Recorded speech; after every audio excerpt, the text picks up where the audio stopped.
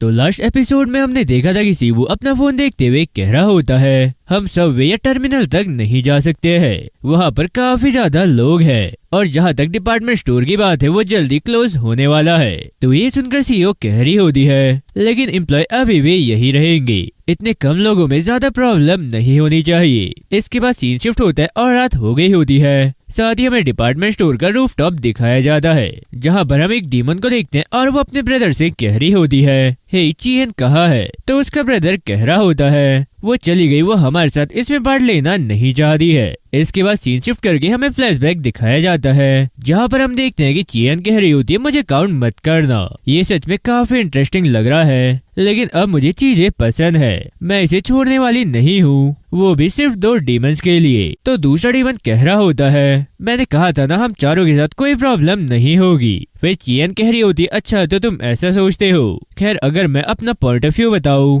तो ये एक ऐसा जुआ है जिसमें काफी ज्यादा दाम लगता है। मुझे समझ आ गया है कि मैं अपने आप को गलत तरीके से पेश कर रही हूँ, लेकिन आखिर तुम क्या एक्सपेक्ट कर रहे हो। लास्ट वीक मैंने जो देखा है उसके अकॉर्डिंग तुम लोग इतने रिलायबल नहीं हो, लेकिन एटलीस्ट मैं तुम्हें इन्हें खाने से रोक रही हूँ। तो ये सुनकर वो दूसरा डीमन काफी गुस्से में कह रहा होता है आखिर इससे तुम्हारा क्या मतलब है, क्या तुम्हें ऐसा लगता है कि तुम हमें रोक सकती हो। फिर चियन कह रही होती है अरे रिलैक्स रहो, मैं तुम्हें नहीं रोकूंगी, मैं तो वैसे भी एक न्यू हंटिंग ग्राउंड ढूंढने जा रही हूँ और मैंने ये सोचा है कि मैं ऑनेस्ट रहूँ क्योंकि ये गुड बाय है। और हाँ सभी चीजों के लिए तुम्हारा थैंक यू, मैंने तुमसे काफी कुछ सीखा है, हालांकि ये भी है कि अब ऐसा नहीं होगा और अब जो तुम करने जा रहे हो उसके लिए गुड लक। तो इतना कहने के बाद ची वहाँ से चली जाती है। इसके बाद सीन करंट स्टोरी पर शिफ्ट होता है और हम देखते हैं कि एक थर्ड डीमन कह रही होती है वो इंग्रेड है, तुम्हें उसका सर काट देना चाहिए था। और साथ ही वो छोटी डीमन कह रही होती है तुम उसके लिए काफी सॉफ्ट रहे हो। फिर रे कह रहा होता है कुछ भी चेंज नहीं हुआ है,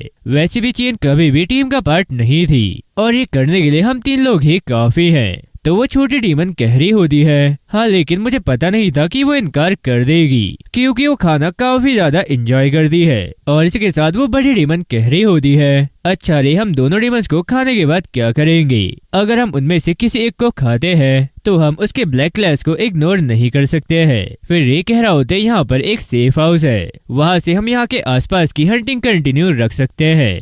तो वो बड़ी डीमन कह रही होती है क्या यहाँ की। फिर रे कह रहा होता है हाँ हम इंसानों को खाएंगे और हम इस कंट्री के उन डीमन से भी छुटकारा पाएंगे जो हमारे पीछे पड़े हैं और हमारा पलड़ा तब तक भारी रहेगा जब तक हम ह्यूमंस के बीच घिरे रहेंगे क्योंकि वो हम पर फुल फोर्स से अटैक नहीं कर पाएंगे। तो ये सुनकर छोटी डीमन कह रही होती है लेकिन ये प्लान कुछ टाइम तक ही चल सकता है क्योंकि वो सेकेंडरी डिसाइड कर लेंगे क्योंकि हम मरने वाले कुछ ह्यूमन से काफी बड़ा डेंजर है, उसके बाद हमारा गेम ओवर हो जाएगा। फिर रे कह रहा होता है हाँ जब तक हम जिंदा रहेंगे तब तक हम काफी ज्यादा खा सकते हैं और जब तक हम अपने होमलैंड वापस नहीं लौट जाते हैं तब तक हम सभी स्पिरिचुअल लेवल तक पहुंच जाएंगे। वायलन और वेरियन जरा तुम उस बारे में सोचो जब हमारी फैमिली को ह्यूमिलिएट किया गया था और शायद हो सकता है कि हम घर वापस ना जा सके, लेकिन अगर हमने ये कर दिखाया तो हमें कोई भी नीची नजर से नहीं देखेगा। अपनी पावर के साथ हम जोंगवान के मॉन्स्टर पर रूल करेंगे। अरे नहीं, हम नेक्स्ट जनरेशन पर रूल करने वाले डीमन किंग हो सकते हैं। इसके बाद हम सीईओ को देखते हैं और वो कह रही होती है ये इसके लिए सही टाइम नहीं है, इसलिए तुम सभी लोग चुपचाप घर चले जाओ। तो ये आवाज सुनकर वो तीनों ही काफी ज्यादा घबरा जाते हैं और इसी के साथ हमें बताया जा रहा होता है उन तीनों को किस चीज ने सरप्राइज किया। क्या इस सीईओ की डीमन एनर्जी थी जिसने आइस ब्लिंक कर दी, पूरी बिल्डिंग को कवर कर दिया। सीईओ डीमन एनर्जी के साथ अपने कुछ टारगेट्स को स्ट्रांगली हिट्स दे सकती है। खैर इसका इफेक्ट टारगेट की डीमन एनर्जी पर डिपेंड करता है और जब टारगेट क्लोज होता है तो ये और भी स्ट्रांग हो जाता है और बिना डायरेक्ट कनेक्शन के दूर से इसका यूज डिफिकल्ट हो जाता है, लेकिन उसकी कवरेज और टेक्निक जैसे कि फॉक्स के बीच एक जीनियस से उम्मीद की जा सकती थी। इसके बाद हम देखते हैं कि सीईओ उन तीनों को देखते हुए कह रही होती है अरे बस 3 ही, एक और का क्या हुआ। खैर मुझे लगता है कि तुम इतने इडियट नहीं हो। तो ये सुनकर रेमा नीमन कह रहा होता है कुछ सेकंड पहले मैंने उसे ग्राउंड फ्लोर पर फील किया था, आखिर वो इतने कम टाइम पर यहाँ कैसे आ गई। इसके बाद हम देखते हैं कि सीईओ आगे कह रही होती है चलो देखते हैं, मुझे लगा कि शॉप के अंदर काफी बदबू है, लेकिन तुम्हारे इतने क्लोज होने पर तुम्हारी स्मेल सच में काफी ज्यादा टेरेबल है। मुझे ह्यूमन की इन सेंसिटिविटी से जेलसी हो रही है। थैंक गॉड कि वो लोग ओपन स्पेस में हैं। मैं तो सच में तुम जैसे लोगों के साथ एक रूम में सांस भी नहीं ले पाऊंगी। तो ये सुनकर वायरन काफी गुस्से में कह रही होती है, तुम्हें नहीं लग रहा है कि तुम कुछ ज्यादा बोल रही हो। फिर ये सुनकर रे वायरन से कह रहा होता है, वायरन वो बस तुम्हें उकसाने की कोशिश कर रही है और वही तुम जल्दी से नीचे की ओर जाओ। तो वे कह रही होती है, मैं तुमसे फाइट नहीं कर रही हूँ। फिर रे कह रहा होता है, एक और है जिसे हमें पकड़ना है। मैं और वायरन इस फॉक्स को हैंडल कर लेंगे और उस दूसरे डीमन की एनर्जी काफी ज्यादा फेंट थी, इसलिए तुम उसे पकड़ सकती हो। और हाँ, उसे मारने के बाद तुम उसे खाने में हेजिटेट मत करना। तो ये सुनकर वे काफी खुश होते हुए कह रही होती है, ठीक है, तुम मुझ पर ये छोड़ सकते हो। और इतना कहने के बाद वे वहाँ से चली जाती है। इसके बाद हम देखते हैं कि सीओ कह रही होती है, अरे तुमने गलत ऑर्डर दे दिया है। तुम्हें उससे कहना चाहिए था कि उससे जितना पॉसिबल हो सके वो दूर भाग जाए, ताकि एटलीस्ट वो जिंदा तो रहती। तो ये सुनकर वायरन कह रही होती है, फिलहाल तो तुम्हें अपनी फिक्र करनी चाहिए। और इसके साथ रे मन ही मन कह रहा होता है, वो काफी ज्यादा स्ट्रांग है, इसलिए वो एटलीस्ट अपर मिस्टिक लेवल की तो जरूर होगी। अगर हम यहाँ आने से पहले उससे मिल लेते तो वो जरूर हमें डिस्ट्रॉय कर देती। लेकिन अब सब कुछ ठीक है। लास्ट मंथ हमने 1000 से ज्यादा ह्यूमंस को खा लिया है, इसलिए हम ये कर सकते हैं। इसके बाद हम देखते हैं कि सीओ अपना नेल निकालते हुए कह रही होती है, मुझे लगता है कि तुम दोनों को अपनी प्लेस का पता नहीं है, इसलिए चलो अब मैं तुम्हें तुम्हारी प्लेस दिखाती हूँ। तो सीओ के इतना कहने के बाद हमें डिपार्टमेंट स्टोर के अंदर एक लेडी दिखाई जाती है जो सीओ की एनर्जी से हिप्नोटाइज होती है। फिर थोड़ी देर बाद उस ओल्ड लेडी के पास आकर सीबो कह रहा होता है, हे क्या तुम ठीक हो? तो ओल्ड लेडी काफी घबराते हुए कह रही होती है, क्या अभी क्या हुआ? फिर सीबो कह रहा होता है, अभी एक इमरजेंसी ब्रॉडकास्ट चल रहा था कि गैस पाइप लीक हो गई है, इसलिए ये लोग सब जल्दी क्लोज कर रहे हैं और आप मेन डोर से बाहर जा सकती हैं। तो वो ओल्ड लेडी घबराते हुए कह रही होती है, बच्चे तुम्हारा थैंक यू, लेकिन क्या तुमने मेरे साथ किसी बच्चे को देखा? वो मेरा ग्रैंडसन है। फिर सीबो कह रहा होता है, अच्छा वो तो नीचे है, उसे आपकी काफी ज्यादा फिक्र हो रही थी, इसलिए मैं आपको ढूंढने के लिए यहाँ आ गया।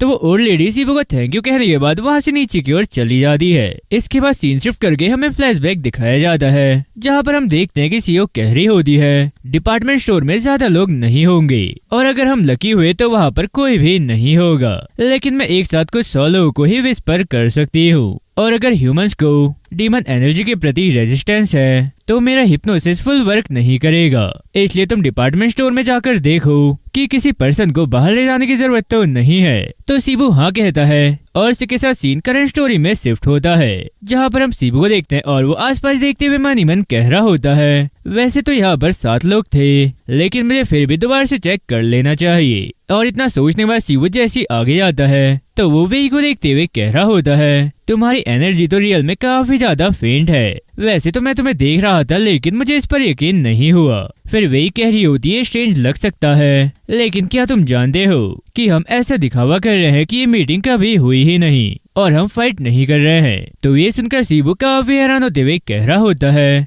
क्या इससे तुम्हारा क्या मतलब है? फिर वही कह रही होती, अगर मैं ऑनेस्टली कहूँ तो मैं तुम्हें खाने के लिए नीचे आई हूँ, लेकिन अब जब मैं यहाँ आ गई हूँ तो तुम सच में इतने न्यूट्रिशियस नहीं लग रहे हो, लेकिन इससे भी ज्यादा तुम मेरे टाइप के हो। वैसे डीमंस को एक दूसरे को खाने की जरूरत नहीं है। रे और वायरन के अपोजिट मुझे डीमन किंग बनने की परवाह नहीं है, क्योंकि 6 मंथ के बाद ये वर्ल्ड हमारा हो जाएगा और मुझे बिना भूखे रहे ह्यूमंस के साथ रहने में कोई प्रॉब्लम नहीं होगी। साथ ही 6 महीने बाद तो तुम भी इन्हें खा रहे होगे, तो इसलिए चलो हम भूल जाते हैं कि ऐसा कुछ हुआ भी था और आगे बढ़ते हैं। और ऐसा भी नहीं है कि अगर कुछ ह्यूमंस गायब हो जाए तो किसी को इसका पता चलेगा। तो ये सुनकर सीबू काफी हैरान होते हुए कह रहा होता है, अरे तुम क्या कह रही हो? मैं सच में तुम्हें खाना नहीं चाहता हूँ। 1 मिनट रुको, क्या तुम नीचे से आ रही हो? फिर वही कह रही होती है, क्या तुम उन ह्यूमन की बात कर रहे हो जिन्हें तुमने नीचे भेजा था? मैंने तो यहाँ आधे टाइम उन दोनों को खा लिया। मेरा मतलब है कि मैं ऐसी डिलीशियस चीज को ऐसी वेस्ट नहीं कर सकती थी। तो वही कि इतना कह रही सीबू उसे काफी जोरदार पंच मारता है और वही उड़कर काफी दूर छटक जाती है। इसके बाद हमें बताया जा रहा होता है कि सीबू ने सोचा कि वो पहले ही समझ गया है,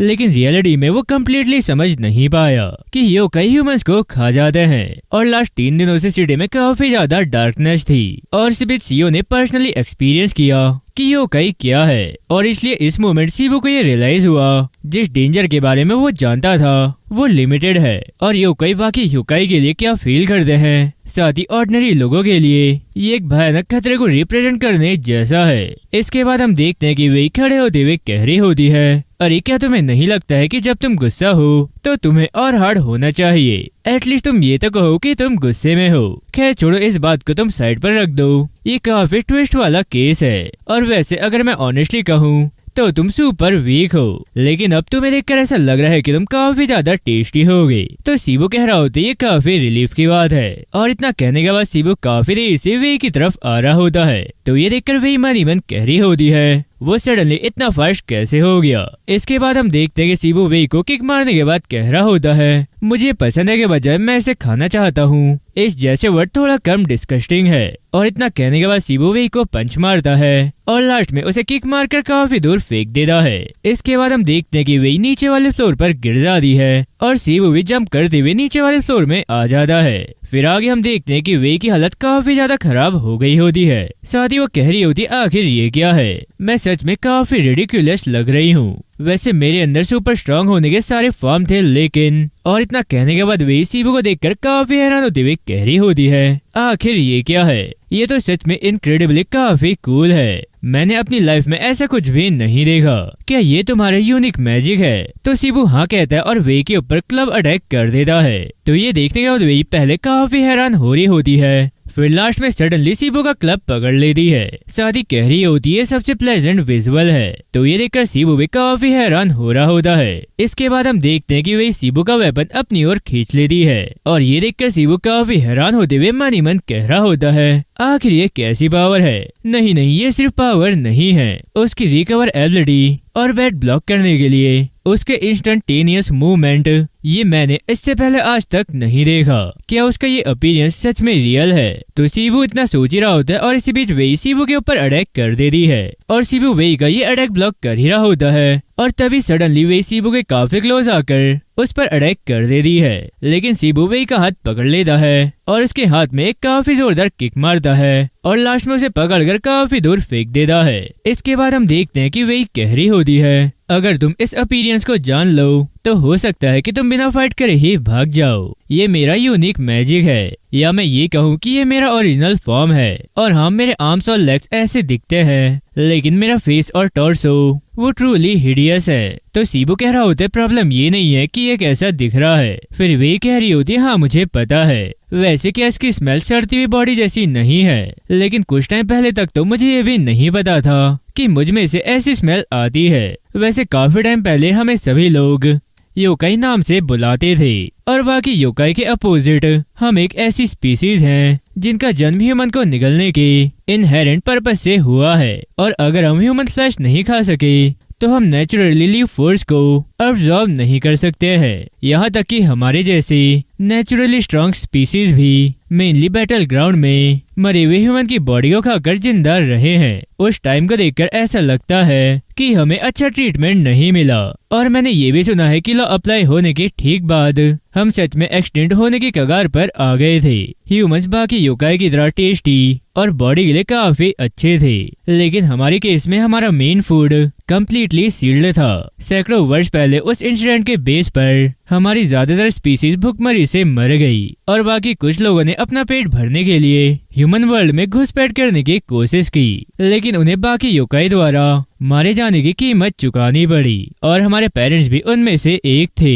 खैर अब मेरे पास मेरे पेरेंट्स की यादें नहीं है, इसलिए मुझे रियल में सैड या कुछ और फील नहीं होता है। लेकिन जब मैं अपनी एल्डर सिस्टर और ब्रदर को देखती हूँ तो मुझे थोड़ा बुरा फील होता है, क्योंकि हम तीनों बिना पेरेंट्स के हैं और फिलहाल के लिए हम ह्यूमन वर्ल्ड के शैडो में रह रहे हैं। हम तो अपनी ह्यूमन अपीयरेंस भी ठीक से मेंटेन नहीं कर सके। साथ ही हमें सीवर्स में रहना पड़ता था, जो प्लेस ह्यूमंस की गंदगी से कवर रहती है, एक अगली स्टेट में, बिना ये जाने कि हमारी अपीयरेंस भी अगली है। लेकिन देखो, मैं इतनी क्यूट और प्रिटी हो सकती हूँ। डार्क और स्मेली सीवर के बजाय मैं क्लीन, फ्रेश और स्काई के नीचे सनलाइट को एंजॉय करते हुए टहल सकती हूँ। और हाँ, सबसे इम्पोर्टेंट बात यह है कि ह्यूमंस को खाना कोई बड़ी गलती नहीं है। लास्ट 666 ईयर को छोड़कर हम हजारों सालों से ऐसा करते आ रहे हैं और अब से 6 महीने बाद से हम ऐसा दोबारा से करना शुरू करेंगे। मैं किसी भी वियर्ड रूल की वजह से ऐसी वंडरफुल लाइफ को छोड़ नहीं सकती हूँ। मैं लास्ट कुछ दिनों से काफी कुछ खा चुकी हूँ, इसलिए क्या तुम्हें पहले से ही ये मान नहीं लेना चाहिए कि तुम कुछ भी नहीं जानते हो। फाइनली एक योकाई से मिलने के बाद जो मुझे पसंद है, मैं सच में उस रूल की वजह से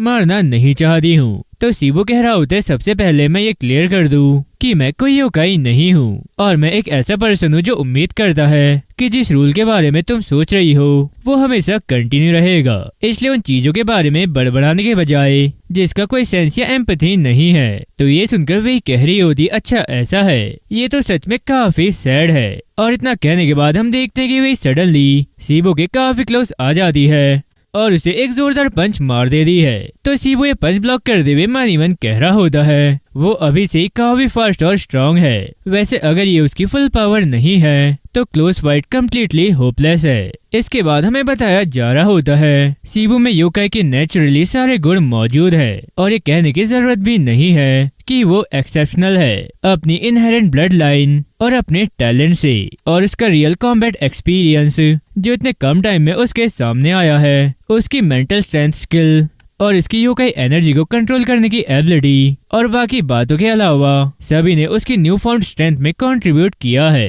हालांकि इस पर्टिकुलर सिचुएशन में वो जिस अपोनेंट को फेस कर रहा है वो न्यूमेरिकली सीबो के ग्रोथ रेट से काफी आगे है। वैसे उनकी रिस्पेक्टिव स्पीसीज में जन्मजात गैप काफी बड़ा होना चाहिए। इसके बाद हमें बिल्डिंग में एक काफी बड़ा एक्सप्लोजन दिखाई देता है। साथ ही वहाँ पर हम सीबो को देखते हैं और वो कह रहा होता है, सॉरी मैं अभी तक इस न्यू पावर और स्पीड को हैंडल करने के लिए यूज्ड टू नहीं हुआ हूँ क्योंकि ये मुझे ज्यादा टाइम पहले नहीं मिली है। तो वही कह रही होती है, मैं तो ऑलमोस्ट इसके यूज्ड टू हो चुकी हूँ और मुझे पूरा बिलीव है कि मैं बिना किसी इश्यू के इसे पूरा कर सकती हूँ। और इसी के साथ हमें बताया जा रहा होता है कि योकाई के लिए ये सिर्फ एक रिच न्यूट्रिशियस इंग्रेडिएंट नहीं है, इसे अकेले कंज्यूम करना और वो भी बिना किसी साइड इफेक्ट के एक एक्स्ट्रा ऑर्डिनरी एलेक्सर के रूप में काम करना है जो एक्सप्लोजन बेनिफिट सर्व करता है। लास्ट मंथ में वेई के फ्लैश की लगातार और एक्सप्लोजन खपत हुई है और इसके रिजल्ट में वेई की इतनी सिग्निफिकेंट ग्रोथ हुई है कि ये बात तो वो खुद भी समझ नहीं सकती है। इसके बाद हम देखते हैं कि सीबो ने स्टोरेज स्क्रॉल ओपन किया होता है। साथ ही वो कह रहा होता है, आखिर मैंने पहले ही इसका यूज क्यों नहीं किया। फिर आगे हम वेई को देखते हैं और वो कह रही होती है,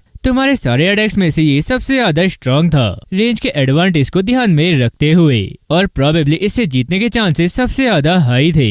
इसके बाद हम देखते हैं सीबो ने अपने हाथ में डीमन ट्रेजर पहन लिया होता है। साथ ही वो कह रहा होता है, मैं ये नहीं जानता हूँ। तो ये सुनने के बाद वही काफी देर से सीबो की तरफ आती है और इस पर अटैक कर देती है। तो सीबो भी वही का ही अटैक ब्लॉक कर रहा होता है और इसी के साथ हम देखते हैं कि वहाँ पर एक काफी बड़ा एक्सप्लोजन हो जाता है। इसके बाद हम देखते हैं कि सीबो की काफी बुरी हालत हो गई होती है। साथ ही वे ये देखकर सीबो से कह रही होती है, अच्छा होता अगर मुझे तुम्हारा नाम पता होता, वैसे तुमसे मिलकर मुझे काफी अच्छा लगा। इसके बाद हमें बताया जा रहा होता है जिस तरह से उन्होंने फाइट करी है उसके बेस पर सक्सेस के काफी ज्यादा चांस थे। हालांकि फिर भी गॉब्लिन क्लब को बाहर ना निकालकर ये एक गैम्बल था जिसे उसने अपनी जान की बाजी लगाकर खेला था। इसके बाद हम देखते हैं कि वे काफी ज्यादा हैरान लग रही होती है क्योंकि सीबो वेई का हाथ पकड़ते हुए कह रहा होता है, इसका यूज इस तरह किया जाता है और इसे गॉब्लिन रेसलिंग कहा जाता है। और इसी के साथ हमें बताया जा रहा होता है कि वो इस गैम्बल से जीतकर बाहर निकला।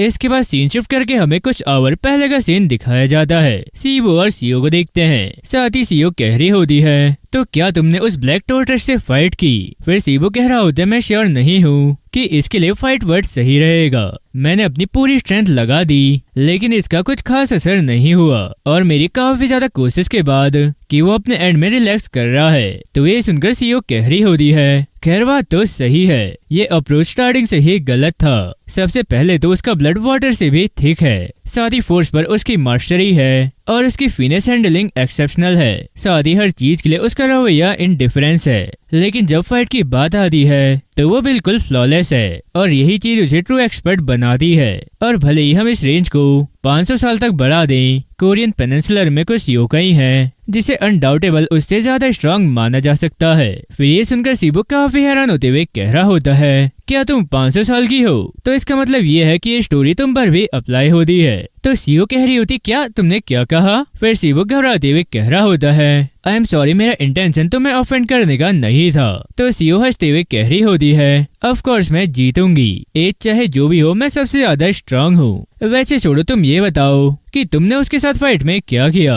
तो सीबो कह रहा होता ये उतना सेटिस्फाइंग नहीं था जितना तब था जब मैंने तुमसे फाइट की थी। वैसे मैंने वो टूल्स भी यूज करने की कोशिश की जो मुझे सोलमी से रिसीव हुए थे, और मैंने सीरियम को भी पूरी ताकत से काबू करने की कोशिश की। तो ये सब सुनकर कैब ड्राइवर मन ही मन कह रहा होता है, आजकल के बच्चों की बात को समझना काफी ज्यादा डिफिकल्ट है। इसके बाद हम देखते हैं कि सीबो आगे कह रहा होता है, फिर भी किसी तरह का कोई झटका ना देकर मुझे एक वॉल सेंस हुआ। तो सीओ कह रही होती क्या वो हिल रहा था जब तुमने अपनी टेक्निक अप्लाई की, क्योंकि वो फिजिकली फाइट करने वाली नहीं है, या तो वो सीधा खड़ा रहा होगा या फिर तुमने उसे पकड़ लिया होगा। फिर सीबो कह रहा होता है हाँ, जब हम हैंडशेक कर रहे थे। तो ये सुनकर सीओ कह रही होती है, तो फिर तुम्हारे थ्रू कोई सिग्निफिकेंट इम्पैक्ट न डालने के पीछे स्किल गैप से भी ज्यादा कुछ और हो सकता है। खैर देखो, ये एक सिंपल स्टोरी है। मैजिक कितना भी पावरफुल क्यों ना हो, वो हर किसी को इक्वली स्ट्रांग नहीं बनाता है। सीरियम फंडामेंटली स्ट्रेंथ कॉन्टेस्ट है। इसके बाद स्टोरी करंट सीन में शिफ्ट होता है और हम डिपार्टमेंट स्टोर के रूफटॉप में सीओ को देखते हैं। साथ ही वो रे से कह रही होती है, हालांकि कुछ हद तक मुझे ये सेंस हो गया है, और वैसे ये काफी अच्छी बात है कि मैं फ्रस्ट्रेटेड नहीं हूँ। तो रे कह रहा होता है, आखिर तुम किस बारे में बात कर रही हो। फिर ये सुनकर सीओ कह रही होती है, इसका मतलब मेरा डिसीजन सही था। मैं उम्मीद कर रही थी कि एक सिनेरियो सामने आ जाएगा, इसलिए मैंने कुछ चीजें छोड़ दी, लेकिन मैं फिर भी थोड़ी वरीड थी। तुम लोग सच में अनएक्सपेक्टेडली स्ट्रांग हो और मुझे चिंता हो रही थी कि तुम मारे जा सकते हो, लेकिन खैर अपने लेवल के साथ तुम उस पर्सन के लिए एक फुटहोल्ड के रूप में यूजफुल थे। वैसे अगर मैं ऑनेस्टली कहूँ तो मैं काफी ज्यादा डिसअपॉइंटेड हूँ। मैंने सोचा था कि तुम मुझे एटलीस्ट 4 टेल निकालने पर मजबूर कर दोगे, लेकिन मैंने सिर्फ 3 ही यूज किए। अगर मैं डिटरमिन होती तो 2 ही इनफ थे। खैर अब मैं काफी ज्यादा वंडर हूँ कि तुम में से कितने इस पेनिनसुलर में आए हैं, लेकिन क्योंकि एंड में वो तुम्हारी तरह डिफीट हुए हैं इसलिए उन्होंने सीक्रेटली टेरिटरी क्रॉस कर ली होगी। खैर अब जब हम इस टॉपिक पर आ ही गए हैं तो तुम्हें कुछ हद तक तो पता ही होगा कि उनमें से कितने लोग आउटसाइड से पेनिनसुला में आए हैं और इन सभी का मास्टरमाइंड कौन था। वैसे क्या इसी रीजन से तुम में से कुछ लोग जिनका लेवल तुमसे कम है कुछ टाइम के लिए यहाँ छुपने के लिए आ गए। इसके बाद हम देखते हैं कि सीओ ने वायरन को डिफीट कर दिया होता है। साथ ही रे की भी काफी बुरी हालत होती है और सीओ की ये सारी बातें सुनने के बाद रे काफी गुस्से में कह रहा होता है, तुम सोच रही होगी कि मैं तुम्हें ऐसे ही बता दूंगा। फिर सीओ कह रही होती कि ये ऑब्वियस नहीं है। खैर मुझे नहीं पता कि तुम ये कैसे करते हो, लेकिन तुम वही लोग हो जो डिस्गाइज में जिंदगी जी रहे हैं और लॉ भी ब्रेक कर रहे हैं। साथ ही ऐसा दिखाने की कोशिश भी कर रहे हैं कि सब कुछ ऑर्डर में है। ऐसी एंटिटीज के लिए ये सच में लाफेबल है। इसलिए अगर तुम अपनी रेचेड लाइफ को बचाना चाहते हो तो तुम्हारे लिए बेहतर यही होगा कि तुम ओबीडियंटली कोऑपरेट करो। तो रे कह रहा होता नहीं, मैं रिफ्यूज करता हूँ। और इतना कहने के बाद रे काफी तेज से सीओ की तरफ आ रहा होता है। तो ये देखकर सीओ अपना एक नील तोड़ती है और इसके साथ हमें वहाँ पर एक काफी बड़ा एक्सप्लोजन दिखाई देता है। इसके बाद हम देखते हैं कि इस एक्सप्लोजन में रे मारा जाता है और साथ ही सीओ कह रही होती है, तुम चाहे जो भी कर दे इसका रिजल्ट यही होता।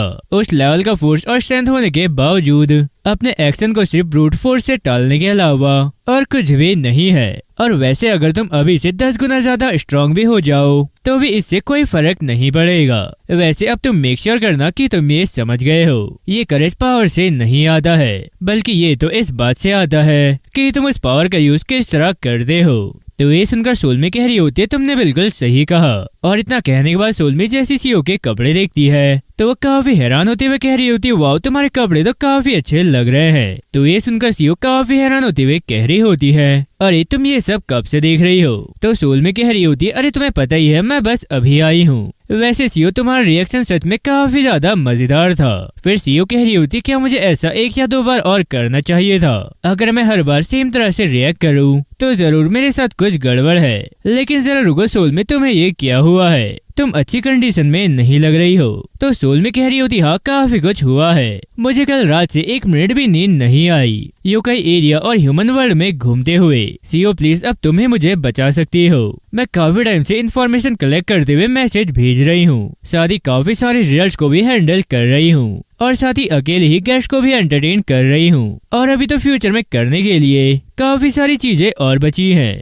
इसलिए क्या तुम ह्यूमंस को एन्चेंट करने में मेरी हेल्प नहीं कर सकती हो। तो सीओ कह रही होती खैर हाँ मैं समझ गई हूँ, लेकिन गेस्ट को एंटरटेन करने से तुम्हारा क्या मतलब है। फिर सीओ के इतना कहती वो रूफ हिलने लगता है और ये फील करने के बाद सोलमी कह रही होती है सीओ क्या नीचे कुछ हो रहा है, मैं वंडर हूँ क्या और भी योकाई बचे हैं। तो सीयू कह रही होती है प्रोबेबली सीबू है, वो शायद अभी भी फाइट कर रहा है। फिर ये सुनकर सोलमी कह रही होती है तुम सीबू को यहाँ ले आओ, मैंने तुमसे कहा था कि वो योकाई काफी ज्यादा डेंजरस है और वो सीबू से भी ज्यादा डेंजरस हो सकते हैं। फिर सीओ कह रही होती हाँ वो जरूर स्ट्रांग होंगे और अगर वो अनलकी हुए तो वो मर भी सकते हैं, और वैसे अगर वो डेंजरस भी हुए तो इसमें कोई बड़ी बात नहीं है क्योंकि उसे 6 मंथ के अंदर अपने स्किल्स को इम्प्रूव करना है। और वैसे अगर उसका वंश ऑर्डिनरी होता तो प्रोबेबली उसे उसके करंट लेवल पर डिसेंट माना जाता, लेकिन अनफॉर्चुनेटली वो एक गॉब्लिन है। और वैसे अगर हम डीमन बनने की स्टोरी को छोड़ दें तो उसका पर्पस ये इंश्योर करना है कि फाइट कभी भी एंड ना हो, और अगर वो हमारी साइड से फाइट नहीं करेगा तो तुम्हारी फिक्र उसके रास्ते को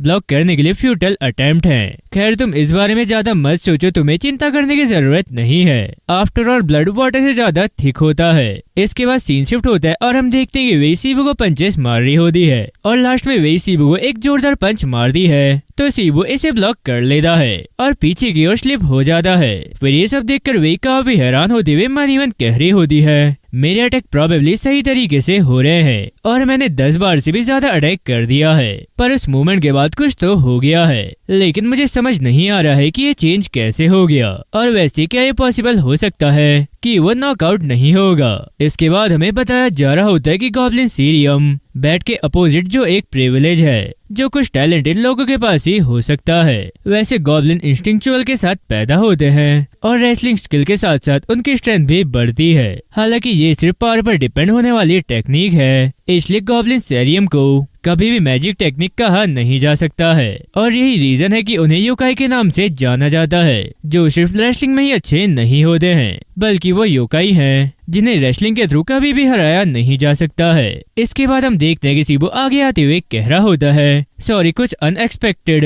होने का एहसास होने के बाद मैं काफी एक्साइटेड हो गया था। मैं इससे जितना पॉसिबल हो सके उतना फेमिलर होना चाहता था ताकि मैं इस सेंसेशन को ना भूलूं। खैर चलो अब हम इसे खत्म करते हैं। तो सीबू के इतना कह दी हम देखते हैं कि वही काफी देर से सीबू की तरफ आ रही होती है और जैसी वही सीबू का गला पकड़ती है और सडनली काफी हैरान हो जाती है क्योंकि सीबू कह रहा होता है मैं इसे वापस दे रहा हूँ। और ये सुनने के बाद वही अपने घुटने से सीबू के फेस पर काफी जोर से हिट कर दी है। इसके बाद हमें बताया जा रहा होता है अपोनेंट के पावर को डायरेक्शन देकर होने वाले डैमेज को मिनिमाइज करना ये ना सिर्फ रेसलिंग का बेसिक प्रिंसिपल है बल्कि कई मार्शल आर्ट्स और सेल्फ डिफेंस की भी टेक्निक है। हालांकि ये उससे भी आगे जाता है, न सिर्फ रिसीव इम्पैक्ट को कंटेन करके बल्कि उसे बेअसर करने के लिए बॉडी के द्वारा कनेक्टेड सरफेस के थ्रू उसे रिलीज करके भी। वैसे गॉब्लिन इसे रूट कहते हैं। जिस तरह स्ट्रॉन्ग रूट वाले ट्रीज को तोड़ना आसान नहीं होता है वो गॉब्लिन भी वही है जिसने रूट पकड़ ली है और जब तक वो दोनों ही अपने पैरों पर मजबूती से खड़े हैं तो वो आने वाले इम्पैक्ट से होने वाले डैमेज को मिनिमाइज कर सकते हैं और गॉब्लिन सीरियम को भी एम्पलीफाई कर सकते हैं। खैर पहले की यूजुअल लिमिट के परे वो फाइनली अपनी ट्रू पावर का डेमोन्स्ट्रेशन कर सकते हैं। इसके बाद हम देखते हैं कि सीबू वेई को उठाकर फ्लोर पर पटक देता है और यह अटैक इतना पावरफुल होता है कि काफी फ्लोर को तोड़ते हुए वेई नीचे गिर जाती है और इसके साथ सीबू भी नीचे कूद जाता है। तो ये देखकर वेई सीबू से कह रही होती है अरे क्या मैं तुमसे एक फेवर मांग सकती हूँ? इससे पहले कि मेरी सांस इस तरह खत्म हो जाए क्या तुम इसे मेरे लिए खत्म कर सकते हो? अगर मेरी पावर फेड हो जाए तो मैं अपने ओरिजिनल फॉर्म में लौट जाऊंगी। उसके बाद अगर मैं मर भी जाऊं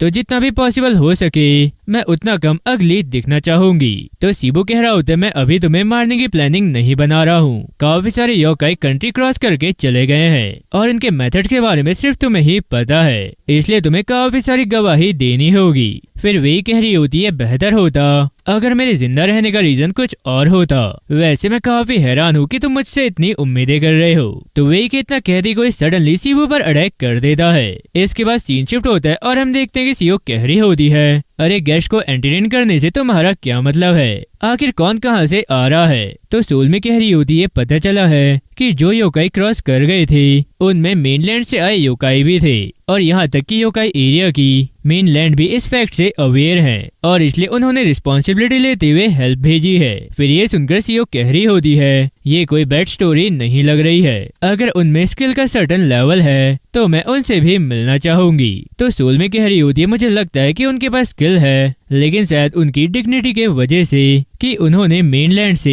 एक एक्सेसिवली हाई रेपुटेशन हेल्पर को भेजा है और हाँ, उनसे डील करना थोड़ा डिफिकल्ट था। खैर मैं तो यही कहूंगी कि कुछ हद तक उसका एटीट्यूड मूडी था। फिर सीओ कह रही होती है, क्या रेपुटेशन? अगर तुम ऐसा कह रही हो तो क्या इसका ये मतलब है कि उन्होंने एक ऐसे एल्डर को भेजा है जो 1000 ईयर या कुछ और टाइम से इनएक्टिव था? तो सोल में कह रही होती है, अरे नहीं नहीं, उन्होंने कहा कि ये एक डायरेक्ट डिसेंडेंट है जिसे ब्लड लाइन विरासत में मिली है। इसके बाद सीन शिफ्ट होता है और हम देखते हैं कि सीबो के सामने एक लेडी खड़ी होती है। तो सीबो उस लेडी को देखते हुए मन ही मन कह रहा होता है, अभी जो अटैक हुआ था वो मुझ पर नहीं था, इसलिए शायद वो मेरी एनिमी नहीं होनी चाहिए। और इतना सोचने वाला सीबू उस लेडी से कह रहा होता है, मेरा नाम सीबू चोई है। जज मैंगटे के ऑर्डर के अंदर मैं इन डीमंस को पकड़ने के लिए यहाँ आया हूँ जिन्होंने हमारी कंट्री पर अटैक किया था, इसलिए शायद तुम्हें भी कोई प्रॉब्लम नहीं होनी चाहिए। तो ये सुनकर वो लेडी कह रही होती है, मुझे परवाह नहीं है कि तुम डीमन हो या जो भी हो।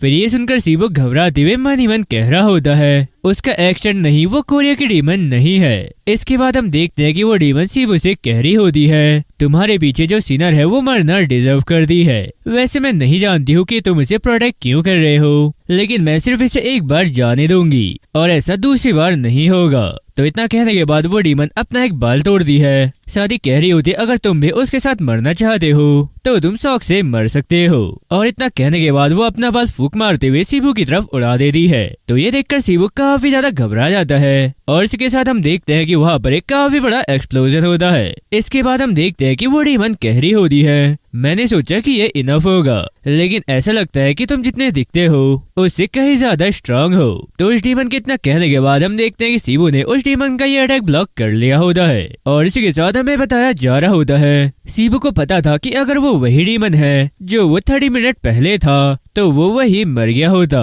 वैसे उसने अटैक के डैमेज को सक्सेसफुली ब्लॉक कर लिया, लेकिन उसका ट्री अभी भी यंग था और हाल ही में उसके टेम्स और रूट्स को काफी ज्यादा डैमेज हुआ है। इसके बाद हम देखते हैं कि सीबो मन ही मन कह रहा होता है, क्या मैं इसे दोबारा से ब्लॉक कर पाऊंगा? नहीं, मुझे ऐसा नहीं लग रहा है। और इसी के साथ हम देखते हैं कि वो डीमन अपना एक और बाल तोड़ते हुए कह रही होती है, क्या उसके पैर अभी तक काम कर रहे हैं? खैर कोई बात नहीं, अगर तुम अभी इससे बचने की कोशिश करोगी तो भी मैं तुम्हें मार डालूंगी। तो इतना कहने के बाद वो डीमन अपना बाल सीबू की तरफ उड़ाते हुए डीमन मैजिक विंड स्प्लिट का अटैक कर देती है।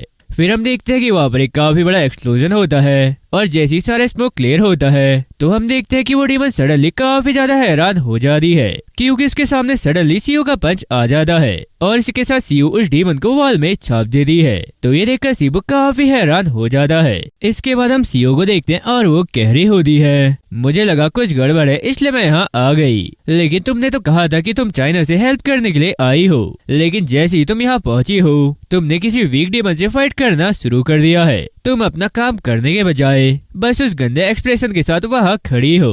अरे चलो भी एटलीस्ट कोई एक्सक्यूज तो बना ही लो, अगर तुम जीना चाहती हो तो तुम्हारे लिए यही सही रहेगा। और इतना कहने के बाद सीओ सीबो से कह रही होती है, हे सीबू क्या तुम ठीक हो? तो सीबू कह रहा होता है, हाँ मेरी चोट सीरियस नहीं है। फिर सीओ कह रही होती, अच्छा वैसे उसके साथ क्या हुआ? खैर छोड़ो, यहाँ से मैं हैंडल कर दी हूँ। खैर मुझे लग रहा है कि इसका रीजन जरूर कुछ और है। तो ये सुनकर सीबो काफी हैरान होते हुए कह रहा होता है, क्या कोई रियल रीजन? फिर सीओ कह रही होती, हाँ ये ऑब्वियस है क्योंकि उसे उसकी कंट्री में प्रिंसेस जैसा ट्रीट किया जाता था और वो किसी अंडरलिंग की तरह ऑर्डर्स को फॉलो करना नहीं चाहती थी यहाँ रहते हुए कोरिया के डीमन से, इसलिए वो नुक्स निकाल रही है ये दिखाने के लिए कि बॉस कौन है और ये पावर प्ले है अगर तुम चाहो तो ये सब सुनकर वो डीमन कह रही होती है, पहले तो मैं यहाँ आना ही नहीं चाहती थी, लेकिन ये पता चला कि ये उससे भी ज्यादा बुरा है जितना मैंने सोचा था।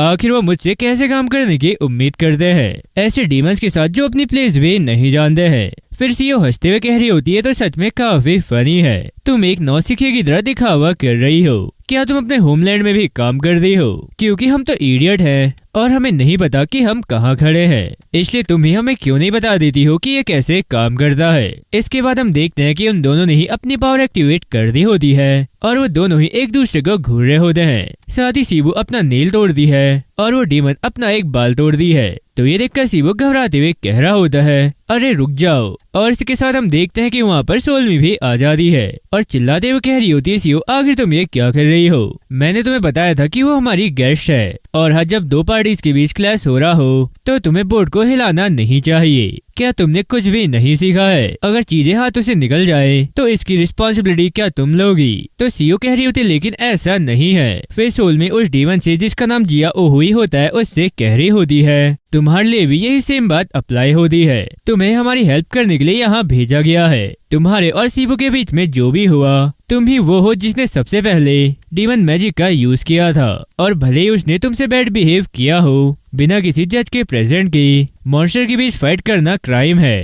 खैर मुझे नहीं पता कि चाइना में ये कैसे काम करता है, लेकिन ये एक एब्सोल्यूट लॉ है जो सभी डीमंस पर अप्लाई होता है, जिसे डीमन किंग ने पास किया था। मैं जज के रिप्रेजेंटेटिव के रूप में इन डिस्क्रेशन को इग्नोर नहीं करूंगी। और हाँ, अगर तुम पीछे नहीं हटती हो तो मैं जजमेंट पास करने में हेजिटेट नहीं करूंगी। मैं तुम्हें वापस भेज दूंगी और ऑफिशियली तुम पर रिपोर्ट भी कर दूंगी। तो ये सुनकर जिया कह रही होती है, ये सुनकर मैं काफी ज्यादा सरप्राइज हुई। वो शायद एक एरेंट गर्ल होगी, लेकिन हर कोई वहाँ नहीं हो सकता है जहाँ पर वो है। इसके बाद सीन शिफ्ट होता है और हम देखते हैं कि ड्रैगन सोल्मी से कह रही होती है, ऐसे काफी सारे एप्लीकेंट्स हैं जो इस ऑनर का पीस चाहते हैं, लेकिन ऐसे डीमन एक भी दिन काम नहीं कर पाएंगे। तुम्हें जज मैंगटे की प्लेस पर बोलना होगा, डीमंस की हीप तक। तुम्हें ऐसी बातें बोलनी है जो वो सुनना चाहते हैं, और वो भी अपना सिर ऊपर रखते हुए। इसके बाद सीन करंट स्टोरी पर शिफ्ट होता है और हम देखते हैं कि जिया आगे कह रही होती है, जब बात कमजोरों की आती है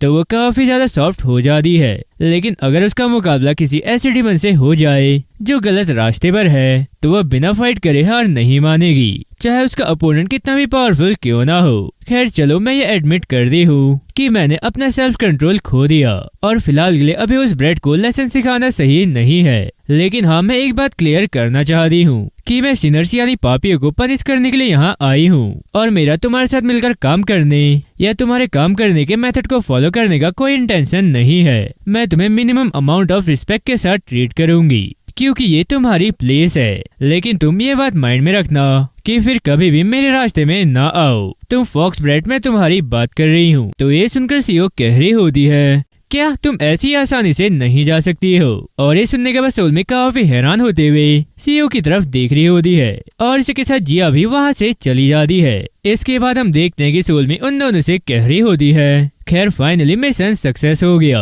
और ये तो बताने की जरूरत नहीं है कि हमने एक को जिंदा पकड़ लिया है। सीबू, तुमने काफी अच्छा काम किया। ये वो लोकेशन है जहाँ पर सबसे ज्यादा ह्यूमंस मिसिंग हुए थे। तुम्हारा थैंक यू। अब यहाँ पर ह्यूमंस उन मॉन्स्टर से नहीं मरेंगे। तो सीबू कह रहा होता है, अभी तो सोल में ऐसी काफी सारी और प्लेसेस हैं और अगर हम वहाँ के डीमंस को तुरंत नहीं मार सके तो हमें एटलीस्ट ह्यूमंस को वहाँ जाने से रोकना चाहिए। फिर सोल में कह रही होती है, तुम चिंता मत करो, आज रात हंटिंग पर जाने वाले लोग तुम दोनों ही हो।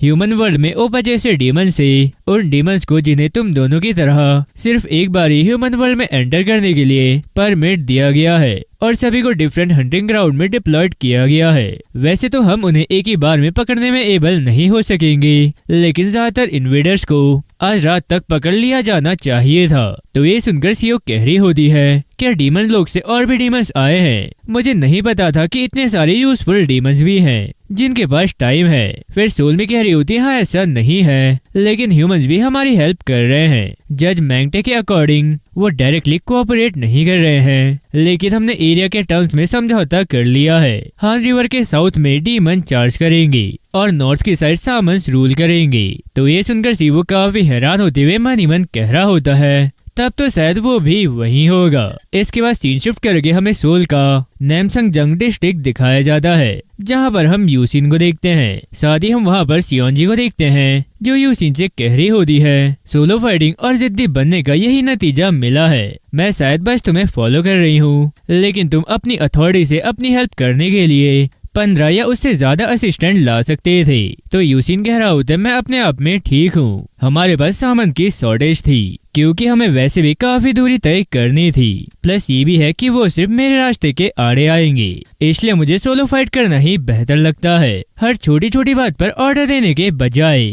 फिर सियोन जी कह रही होती, पर्सनली मैं ये सोचती हूँ कि ये एक हेड सामन की ड्यूटी है, सिचुएशन का एडवांटेज उठाना और लीड करने के लिए यूज्ड टू होना। तो यूसिन कह रहा होता है, मैंने कभी भी हेड सामन बनने के लिए नहीं कहा, उस ओल्ड मैन ने मुझे ये रोल प्ले करने के लिए फोर्स किया है, मैं हमेशा असिस्टेंट बनकर वापस जा सकता हूँ। अगर कोई मुझे ये वो कहने के लिए परेशान नहीं करता तो मेरे लिए ये ही ठीक है। फिर सियोन जिन कह रही होती है, एक हेड सामन जो ऑर्डर देने में अनेबल है या एक असिस्टेंट जो चाहता है कि कोई इंटरफेयर ना करे, तो इन दोनों से डील करना इम्पॉसिबल है। और वैसे भी तुम्हारे पीछे जो डीमन है वो काफी ज्यादा बड़ा है, वो एक मिस्टिक लेवल का डीमन है। वैसे क्या वो नेम्सन में मौजूद ग्रुप का लीडर है? तो यूसिन कह रहा होता है, मैं सोचता हूँ कि वो मिस्टिक लेवल का है, लेकिन मुझे ये बिल्कुल भी नहीं लग रहा है कि वो लीडर है, वो ग्रुप में एवरेज साइज का है। वैसे अब इसे क्लियर करने में क्लियर अप टीम को काफी मेहनत करनी पड़ेगी, और अगर मैं लीडर की बात करूँ तो उसका साइज नेम्सन टावर के बराबर होगा।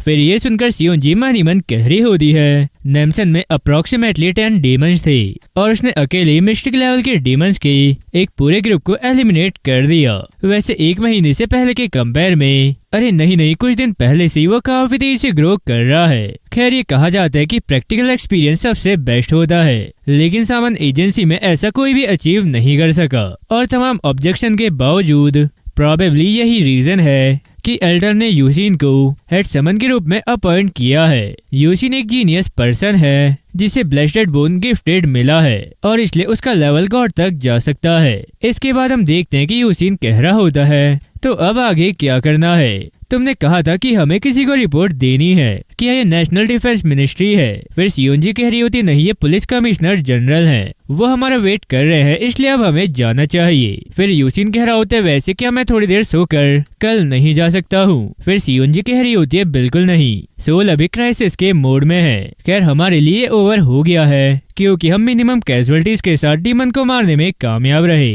लेकिन सिविलियंस के लिए ये सिचुएशन डिफरेंट है। वैसे हम शायद इसे पब्लिक से छुपाने में कामयाब हो गए हैं, लेकिन आजकल ये परफेक्टली काम नहीं कर रहा है। सिविलियंस इसे साउथ कोरिया की ओर से किया गया टेररिस्ट अटैक समझ सकते हैं। तो यूसिन कह रहा होता है, क्या ये बेहतर नहीं है कि वो यही सोचे? फिर सियोन जी कह रही होती, हाँ इसलिए हम ये मेक श्योर करने की कोशिश करेंगे कि ये इसी तरह बना रहे।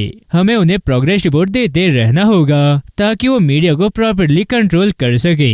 तो यूसिन कह रहा होता है, ठीक है मैं समझ गया, मुझे लगता है कि मैं ये सब निपटाने के बाद ही घर जा पाऊंगा, और क्योंकि ये वीकेंड भी है तो ये मेरे लिए कोई बड़ी बात नहीं है। फिर सियोन जी कह रही होती, हाँ मुझे याद आया कि तुम्हें कल सुबह 7 बजे इंसेन एयरपोर्ट में पहुंचना होगा। तो ये सुनकर यूसिन काफी हैरान होते हुए कह रहा होता है, क्या सुबह 7 बजे? और आखिर ये एयरपोर्ट के बारे में क्या है? फिर सियोन जी कह रही होती है, मैसेज मुझे अभी अभी एल्डर से मिला है, उन्हें जापान से एक कॉल आया है और एक फेमस ऑनमायोजी फैमिली ने पूछा कि क्या वो यहाँ से 2 लोगों को कोरिया भेज सकते हैं। तो एल्डर ने ये एक्सेप्ट कर लिया, वो दोनों ही कीरा क्लैन से हैं। यूसिन, क्या तुमने इनके बारे में सुना है? तो यूसिन कह रहा होता नहीं, और लेकिन मैं ही क्यों? फिर सियोन जी कह रही होती है, मुझे लगता है कि ये लेवल बैलेंस के लिए होगा। वैसे यहाँ आने वाले 2 लोग करंट हेड के बच्चे हैं, अदर वर्ड्स में वो क्लैन के फ्यूचर हेड हैं। इसके बाद सीन शिफ्ट करके हमें एयरपोर्ट दिखाया जाता है और वहाँ पर हम उन दोनों बच्चों को देखते हैं। साथ ही वो लड़का आसपास देखते हुए कह रहा होता है, मैं ये तुम्हें एयरपोर्ट में बता नहीं सकता हूँ, लेकिन यहाँ की एयर का टेस्ट डेफिनेटली डिफरेंट है। चलो सिस्टर अब खुश हो जाओ, ये हमारी फर्स्ट ओवरसीज ट्रिप है। हाँ वैसे मुझे पता है कि ये थोड़ा हार्ड होगा, लेकिन मुझे लगता है कि कोरिया एक फन प्लेस होगी।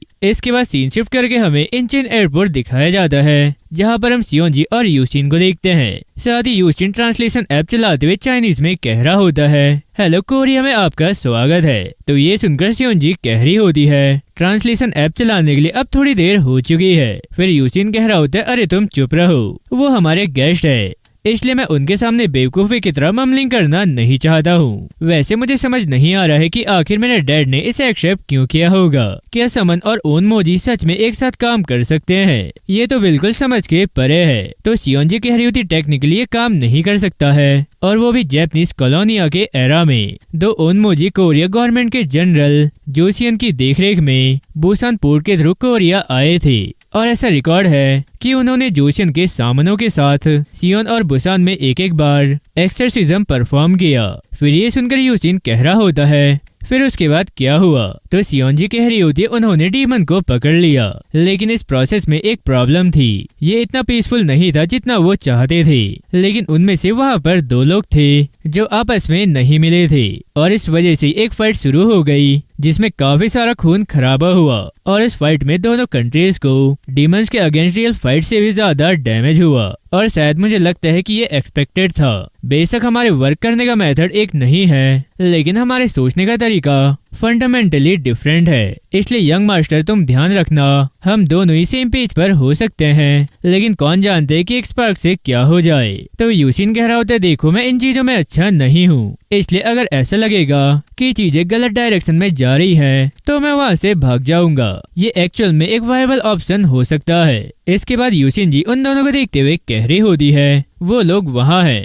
और क्योंकि उनके पास एक फोटो है वो ये भी जानते होंगे कि हम कैसे दिखते हैं। तो यूजिन जी के इतना कह दे उस लड़के की नजर उन दोनों पर जाती है और उस लड़के को अपनी तरफ देखता हुआ देखकर यूजिन कह रहा होता है ये थोड़ा बारिश लग सकता है, लेकिन तो सियोन जी कह रही होती हाँ मैं समझ सकती हूँ, वो मुसीबत का सबक जैसा दिखता है। इसके बाद हम देखते हैं कि वो लड़का यूजिन के सामने आकर खड़ा हो जाता है, तो उसे देखते हुए यूजिन मन ही मन कह रहा होता है मुझे काम रहना होगा। और इतना कहने के बाद यूजिन गलती चाइनीज में कह देता है चलो फिर मिलते हैं। तो ये सुनने के बाद वो लड़का यूजिन से कह रहा होता है हाय हमें पिक करने के लिए तुम्हारा थैंक यू। तो इस लड़के को ऐसे बात करता हुआ देखकर यूजिन काफी हैरान हो जाता है। इसके बाद हम देखते हैं कि वो लड़का हंसते हुए कह रहा होता है मेरा नाम योशिहिरो कीरा है, मैं 16 का हूँ लेकिन कोरिया में मेरी एज 17 है। खैर मैं उम्मीद करता हूँ कि हम मिलकर काम करेंगे। तो ये सब सुनने के बाद यूजिन कह रहा होता है अरे वाह तुम्हारी कोरिया तो काफी बढ़िया है। फिर योशिहिरो कह रहा होता है मैंने कोरिया मिडिल स्कूल से ही पढ़ी है, लेकिन मेरी सिस्टर मुझसे भी बेहतर है। और इतना कहने के बाद वो अपनी सिस्टर को आवाज लगाते हुए कह रहा होता है अरे तुम वहाँ क्या कर रही हो, यहाँ आओ और हाय कहो।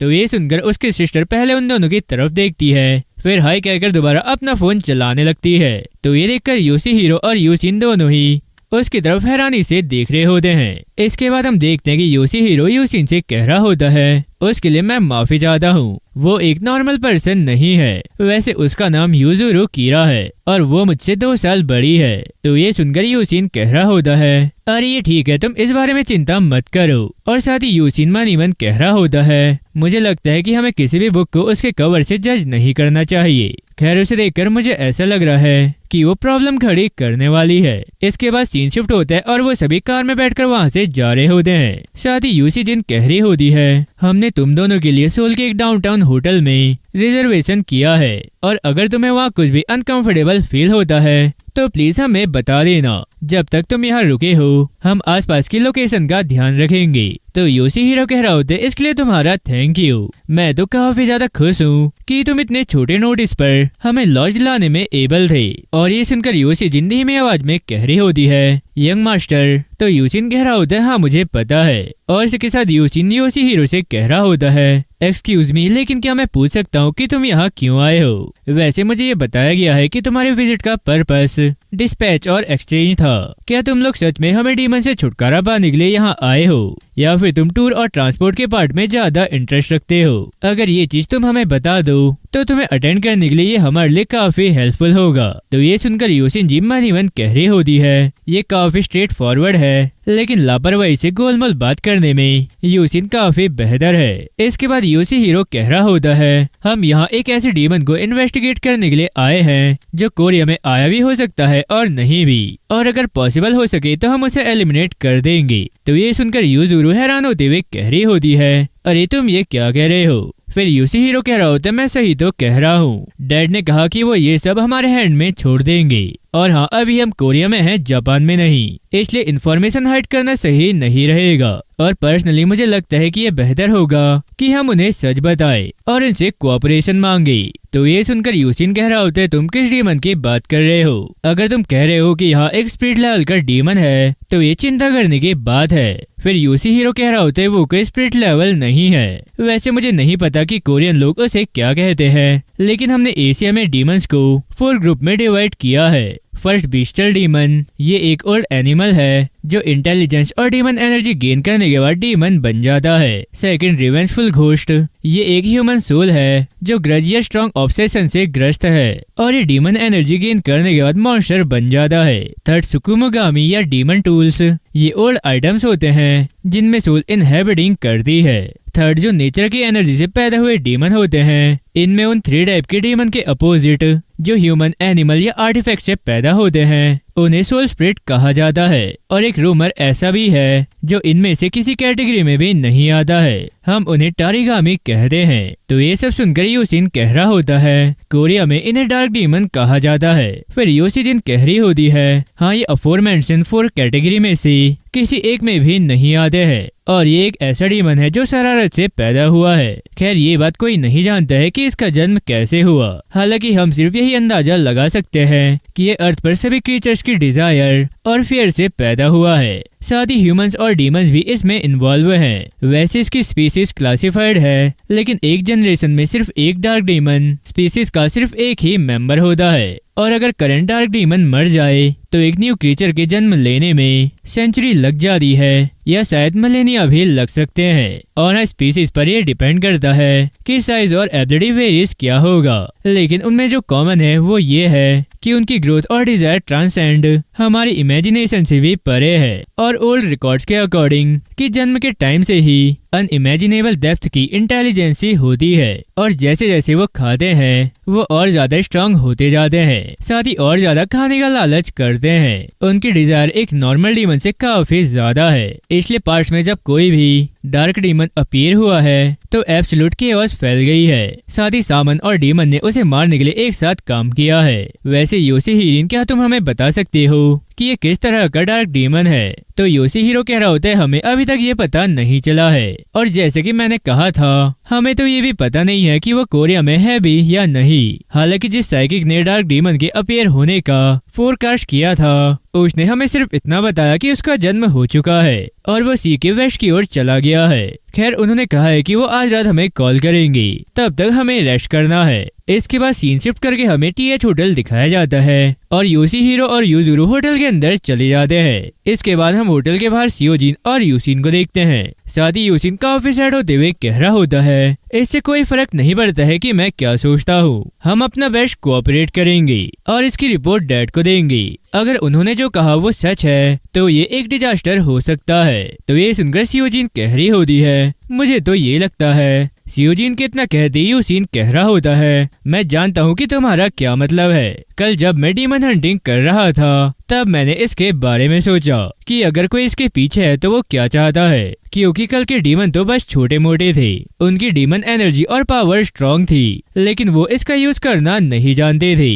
और अगर आसपास घूम रहे और डीमंस भी सेम लेवल के हुए तब तो ये सिर्फ टाइम की बात होगी। जब तक हम उन सभी को खत्म नहीं कर देते हैं तब तक भूल जाओ कि हम ऐसा क्यों करते हैं, ये अल्टीमेटली टाइम की बर्बादी होगी। लेकिन क्या होगा अगर वो किसी और के पीछे होंगे? खैर ऐसा हो सकता है कि उनके नंबर्स कम हो, लेकिन हम जानते हैं कि वर्ल्ड के डिफरेंट एरिया से बाकी डीमंस भी है और अगर कोई जापान से है फिर तो इसकी कोई गारंटी नहीं है कि कोई डार्क डीमन दूसरी कंट्री से आया होगा। तो ये सब सुनकर सियोजिन कह रही होती है लेकिन डार्क डीमन रेयर है। फिर यूसिन कह रहा होता है हाँ मैं जानता हूँ कि मैं शायद खुद ही आगे निकल रहा हूँ, लेकिन मैं ये भी नहीं सोच रहा हूँ कि ये इम्पॉसिबल है। अगर किसी और कंट्री से कोई डार्क डीमन कोरिया में आ जाए और लास्ट 1 मंथ से उसे खिलाया और ग्रो किया जा रहा है तो ये कल रात के कंपेयर में कम्प्लीटली डिफरेंट लेवल पर होगा, या वो पहले स्पिरिट लेवल पर हो सकता है, या फिर शायद उन ओनमोजी की तरह कोई और यहाँ है डार्क डीमन को मारने के लिए। खैर मैं उम्मीद कर रहा हूँ कि मेरी चिंता बेकार हो। इसके बाद सीन शिफ्ट करके हमें सोल के पास के माउंटेन दिखाए जाते हैं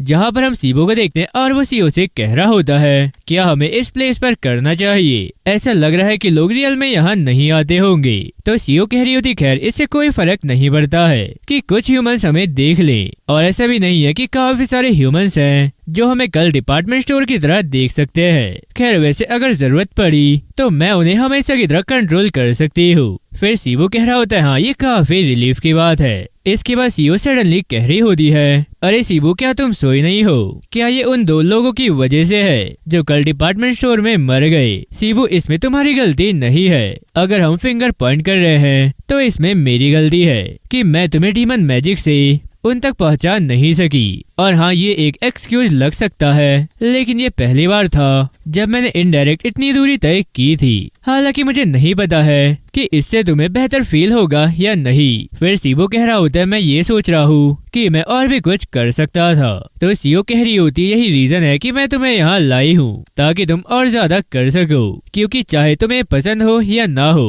कल जैसी सिचुएशन बार बार आती रहेगी। तो इसलिए अब से जब भी पॉसिबल हो मैं तुम्हें एक्वायर्ड मैजिक सिखाऊंगी। वैसे देखा जाए तो ये सबसे पहले मेरी ही ड्यूटी है और हाँ ये सीखने के बाद तुम और ज्यादा स्ट्रांग हो जाओगे। खैर हो सकता है कि तुम मेरे जितने अच्छे ना हो पाओ लेकिन सिंपल चार्म स्पेल सीखना तुम्हारे काम आएगा। इसमें काफी सारे डीमन मैजिक है जैसे बैरियर्स, स्पेस, फोल्ड, डिटेक्शन और सील्ड। जब भी सिचुएशन रिक्वायर्ड होती है तो इससे तुम्हें हेल्प मिलेगी, इसलिए चलो अब तुम ध्यान दो। तो सीबो कह रहा होता है हाँ मैं तैयार हूँ। फिर सीओ कह रही होती लेकिन उससे पहले, और इतना कहने के बाद वो सडनली सीबो के काफी क्लोज आ जाती है। तो ये देखकर सीबो घबराते हुए पीछे की ओर गिरने लगता है। लेकिन तभी सीओ सीबो को पकड़ते हुए कह रही होती है अरे केयरफुल रहो, तुम एक गॉब्लिन हो, तुम्हें सिर्फ इसलिए गिरना नहीं चाहिए क्योंकि तुम सडनली पकड़े गए। खैर वैसे भी ये एकदम परफेक्ट पोजीशन है। अब तुम रिलैक्स करो और खुद को ढीला छोड़ने की कोशिश करो और अब बस ऐसे ही रहो। तो इतना कहने के बाद सीओ सीबो के और क्लोज आ जाती है। शादी कह रही होती है जल्द ही खत्म हो जाएगा। तो ये सब देखकर सीबो काफी ज्यादा घबरा रहा होता है। इसके बाद हमें बताया जा रहा होता है एक फ्लावर की हल्की सी स्मेल और पीच की स्वीटनेस सीबो की नोज में घुस गई। फिर उसे सडनली चक्कर आने लगे और उसका दिल ऐसे धड़क रहा था जैसे उसने मैराथन में दौड़ लगाई हो। तो ये सब फील करने के बाद सीबो ने अपनी आईज क्लोज कर ली और उसने जब अपनी आंखें दोबारा खोली तो उसने अपने आप को एक फेमिलियर प्लेस में पाया। और इसी के साथ हम देखते हैं कि सीबो डीमन लोक में पहुंच गया होता है। साथ ही वो आसपास देखते हुए काफी हैरान हो रहा होता है। और तभी सीओ सीबो से कह रही होती है अरे तुम फिक्र मत करो, ये रियल नहीं है, ये प्लेस तुम्हारे सबकॉन्शियस के अंदर का एरिया है। ये उन सभी चीजों से बना है जो तुमने देखी, सुनी और फील की है। ये सभी तुम्हारी मेमोरीज हैं। तो ये सुनकर सीबो मन ही मन कह रहा होता है थैंक गॉड ये वो नहीं है जो मैंने सोचा था। और इतना सोचने के बाद सीबो कह रहा होता है तो क्या ये एक इल्यूजन है और क्या तुम भी इल्यूजन हो? फिर सीओ कह रही होती नहीं, तुम रियल में मुझसे बात कर रहे हो। मैंने तुम पर जो डीमन मैजिक किया है वो थोड़ा स्पेशल है। ये मेरी स्पीसीज का इनहेरेंट मैजिक वायलेट विस्पर है। ये ब्रेन में झूठी सिमुलेशन पहुंचाता है नर्वस सिस्टम के थ्रू। मैं इसका यूज करके किसी को भी हेल्यूसिनेशन सुना या दिखा सकती हूँ। और जैसा कि तुम पहले से जानते हो मैं किसी को भी ये भुला सकती हूँ कि उन्होंने क्या देखा था और यहाँ तक कि उनके सिंपल मूवमेंट्स को भी कंट्रोल कर सकती हूँ। वैसे इसके कंपेयर में ये स्किल एप्लीकेशन का हायर लेवल है। मैं सिर्फ ब्रेन को सिमुलेट नहीं करती हूँ बल्कि टेम्परेरी ब्रेन को कनेक्ट भी कर सकती हूँ माइंड का रोड ओपन करके। खैर अगर मैं ये चीज सिंपल वर्ड में कहूँ तो तुम ये कह सकते हो कि मैं माइंड में गेस्ट के रूप में विजिट कर सकती हूँ। वैसे नॉर्मली ऐसा कुछ करने में प्रॉब्लम होती है लेकिन मैं इसके लिए एक्चुअल में इंटरेस्टेड हूँ। और हाँ अब तुम जो भी टेस्ट दोगी उसमें हम ये देखने जा रहे हैं कि तुम उससे कितनी अच्छी तरह फाइट कर सकते हो। और इतना कहते हुए सीओ सीबो का डीमन वर्जन क्रिएट कर दे दी है, यानी सीबो की कॉपी क्रिएट कर दे दी है। और ये देखकर सीबो काफी ज्यादा हैरान हो जाता है। इसके बाद सीओ आगे कह रही होती है तुम इससे पहले भी मिल चुके हो है ना? या शायद नहीं क्योंकि ये पहली बार है जब तुम खुद को इस तरह देख रहे हो। खैर ये बिल्कुल भी वैसा नहीं है जैसा तुम चाहते थे। आफ्टर ऑल ये मेरी मेमोरी में मौजूद इंफॉर्मेशन से रिक्रिएट किया है उसकी मेमोरीज के साथ जब मैं उससे फाइट कर रही थी। और हाँ जो चीजें तुमने एक्सपीरियंस की है ये हमारी दोनों की इंफॉर्मेशन से वेरीफाइड हो चुका है। सो इसलिए ये एक परफेक्ट कॉपी है। अरे सीबो क्या तुम इसके लिए क्यूरियस नहीं हो कि कौन कितना ज्यादा स्ट्रॉन्ग है? तो सीबो कह रहा होता है शायद मैं थोड़ा सा क्यूरियस हूँ। फिर सीओ आगे कह रही होती है अरे हाँ उसकी डीमन एनर्जी का अमाउंट उस टाइम से सेम ही है। तुम डीमन एनर्जी की एग्जॉक्शन की वजह से पतन के कगार पर थे और मुझे अच्छे से याद है कि तुम्हारे पास खड़े होने की इनफ स्ट्रेंथ भी नहीं थी। इसके बाद हम देखते हैं कि सीबो का कॉपी काफी देर से जाकर सडनली सीबो के सामने आ जाता है और उसे काफी जोरदार पंच मार देता है। तो ये देखकर सीओ कह रही होती है वो काफी स्ट्रांग था, यहाँ तक कि डीमन एनर्जी के बिना भी। इसके बाद हम देखते हैं कि सीबो पंच ब्लॉक करने के बाद काफी हैरान होते हुए मन ही मन कह रहा होता है आखिर इस पावर का क्या मतलब है। मुझे पता है कि मैंने ग्राउंड पर पैर रख कर शॉक को डिस्पर्स किया है। फिर सीबो के इतना कह दी हम देखते हैं कि सीबो का कॉपी उसे एक जोरदार किक मार देता है और लगातार काफी सारे पंचेस मार रहा होता है। तो ये पंचेस ब्लॉक करते हुए सीबो मन ही मन कह रहा होता है कि मैं रियल में इतना ज्यादा स्ट्रांग था, पावर स्पीड सब कुछ उस डीमन से बढ़कर है जिससे मैंने डिपार्टमेंटल स्टोर में फाइट की थी। इसके बाद हम देखते हैं कि सीबो का कॉपी उसे एक और पंच मार रहा होता है, लेकिन इस बार सीबो झुकते हुए उसका पंच डॉच कर लेता है। लेकिन तभी वो कॉपी सडनली सीबो के फेस पर अपने घुटने से काफी जोर से मार देता है। तो ये सब देखकर सीबो मन ही मन कह रही होती है ये इजी होने वाला नहीं है। खैर जैसे कि मैंने कहा था कि तुम लोग गिफ्टेड हो, और अगर मैं मैजिक से नहीं बल्कि फिजिकल मूव से फाइट करने वाला पर्सन होता तो ये कोई इजी फाइट नहीं होती। और इतना कहने के बाद सीओ सीबो को देखते हुए मन ही मन कह रही होती है बैटल के लिए उसकी अनरीजनेबल सेंस प्रोबेबली यही ओनली वन रीजन था जिस वजह से वो जीत सका अब तक की सभी फाइटों में। लेकिन ये चीज तभी लागू होती है जब तुम अपने से वीक पर्सन से फाइट कर रहे हो, और अगर तुम्हारे एनिमी में भी तुम्हारी तरह ही टैलेंट और सेंस है और अगर कुछ फील्ड में वो तुमसे आगे है तो तुम क्या करोगे। इसके बाद हम देखते हैं सीबो अपने कॉपी को एक काफी जोरदार किक मारता है, लेकिन वो कॉपी सीबो को पीछे की ओर फेंक देता है। फिर सीबो अपने आप को संभालने के बाद उस कॉपी को देखते हुए मन ही मन कह रहा होता है आखिर क्यों मैं अपना सब कुछ देने के बावजूद भी उसे कोई भी डैमेज पहुंचा नहीं पा रहा हूँ, और वो तो थोड़ा सा भी फ्लिंच नहीं हो रहा है। और इतना कहने के बाद सीबो सडनली काफी हैरान होते हुए मन ही मन कह रहा होता है मैं इसके बारे में जितना भी सोचूं ये स्ट्रेंज है, अगर मुझ में कोई डीमन एनर्जी नहीं थी तो फिर आखिर ऐसा क्यों है। और इतना सोचने के बाद सीबो फाइट करने के लिए रेडी हो जाता है। तो अब इस वीडियो का एंड यहीं पर होता है, और अब हम इस वीडियो का टारगेट 1 के लाइक रखते हैं, और ये टारगेट कंप्लीट होती है मैं इसका नेक्स्ट पार्ट अपलोड कर दूंगा। तो आज के लिए बस इतना ही, अब मिलते हैं नेक्स्ट वीडियो में, तब तक के लिए बाय बाय।